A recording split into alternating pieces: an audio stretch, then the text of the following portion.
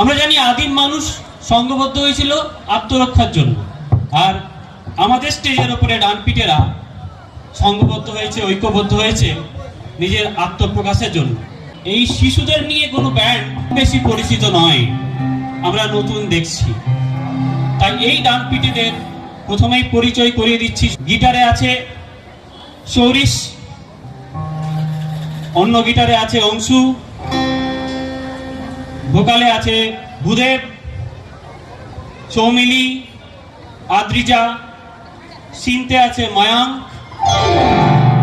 এবং নীলাদ্নি, ড্রামে আছে আয়ুষ্মান। আমরা আমাদের অনুষ্ঠান শুরু করছি।